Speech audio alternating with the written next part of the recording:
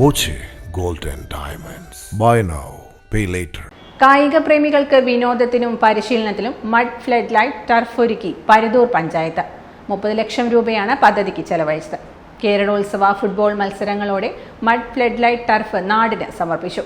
ഉദ്ഘാടനത്തിനോടനുബന്ധിച്ച് അൽമദീന ചെറുപ്പളശ്ശേരിയും ഷിഫ മഞ്ചേരിയുടെയും സൗഹൃദ ഫുട്ബോൾ മത്സരം നടത്തി.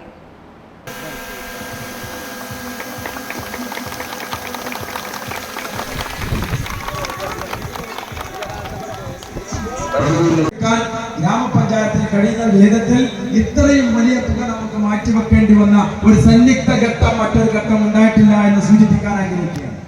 മറ്റൊന്ന്, നമ്മുടെ പഞ്ചായത്ത് മാലിന്യമുക്ത പഞ്ചായത്ത് എന്ന ഒരു പ്രഖ്യാപനത്തിലേക്ക് എത്തിക്കപ്പെടുന്നതിന് വേണ്ടി ഗ്രാമപഞ്ചായത്ത് പ്രസിഡന്റ് ആഷിഖ് ഉസ്മാൻ സലാം തുടങ്ങിയ താരങ്ങൾ പങ്കെടുത്തു.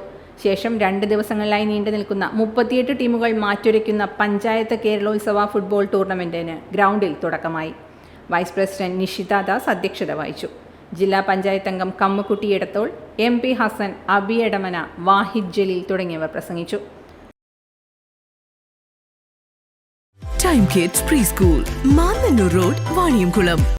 Dot view news. കാഴ്ചകളാണ് ലോകം, കണ്ടു തുടങ്ങുക.